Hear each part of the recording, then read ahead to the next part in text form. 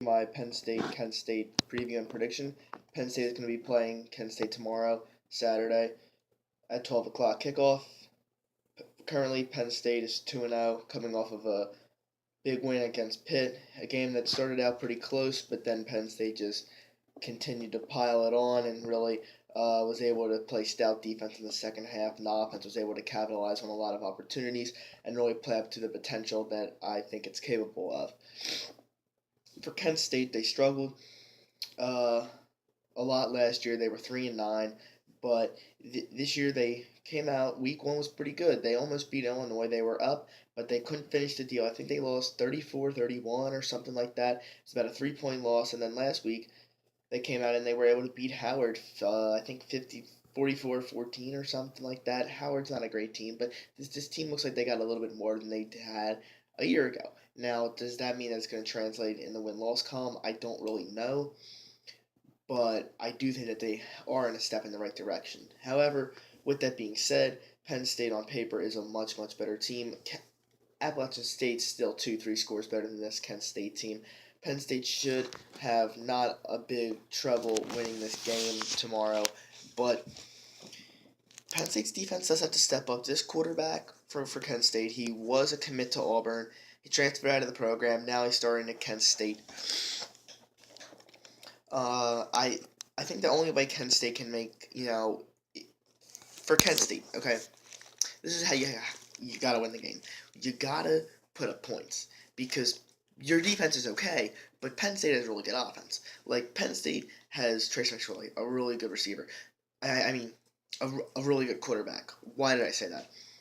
They got some nice veteran receivers like Jawan Johnson, DeAndre Tompkins. They've struggled this year so far, but they'll turn it around and they should be able to get open and make some nice catches. KJ Hamler and Miles Sanders, they're young guys, but they're very, very hard to keep them from making a lot of big plays. Especially Miles Sanders and KJ Hamler. Both of them are really, really good players, and there's some other guys that can make some nice plays behind a very experienced offensive line.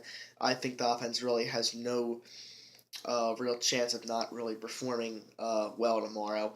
I think, but for Kent State to keep in the game, they're going to have to put up points. Like Penn State's going to put up points somewhere, more likely than not. Like we don't know 100% sure, but Penn State has like a 95% chance of being able to have a lot of success against Kent State tomorrow offensively. Overall, I think that this I could see Penn State struggling a little bit in the first half. I think Kent State has a good chance of keeping Penn State off balance with the dual threat quarterback. I think he might be able to make some nice QB runs. The running game might be able to get going a little bit, and maybe then that can set up the passing game. I think they can kind of keep Penn State off balance a little bit for a while. I think maybe the offense might be a little bit snoozed in, not really that motivated for the game, because it is Kent State. I don't think Penn State will be trying a lot of amazing things tomorrow. I think they're going to, hold them for the Ohio State, more important games. Uh, I don't really think the game's going to be really, really in doubt. But I think that at halftime it might be a little bit closer than what people think it will be. I'm gonna say it's 21-10 at halftime.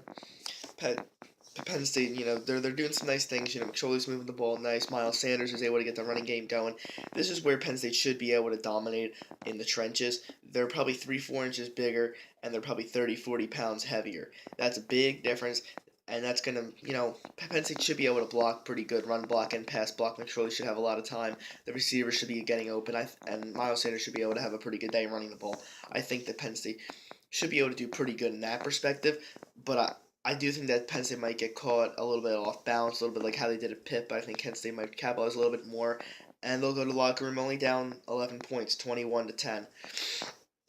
But I think in the second half, Penn State will eventually come out, and I think after 3 quarters, it might be like a 35-10 or a 35-17 kind of game, and it's going to be looking like Penn State is completely taking control.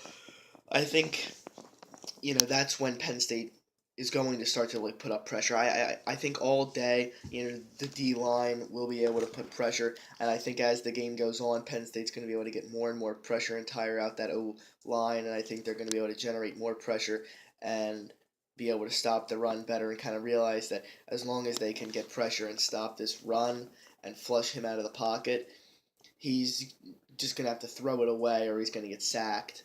or run out of bounds or something. Where if they can flush him out of the pocket and get pressure, it's going to be different. And then if they dial up pressure and they run the ball, they're probably going to be stopped in the back for a loss. The only chance is if they can get open in the secondary, but if he's getting flushed out of the pocket a lot and they're open, it's going to be very hard for him to make those throws. So, all in all, I think the Penn State will be able to turn it up pretty good defensively, and I think the offense will continue to roll as the day goes on. McSorley might make some nice plays. I think McSorley is going to have a better completion percentage. I think DeAndre Tompkins and Juwan Johnson should get back on track, especially DeAndre Tompkins. He hasn't even caught a pass all year. We're already 2 games through. I think Miles Sanders should have a good day. I think the O-line should have a pretty good day. I got 45-17 Penn State. I don't think they're going to cover the 35-point spread. I think they're just not going to be quite as motivated, and I think Penn State's a little bit better than what teams give them credit for.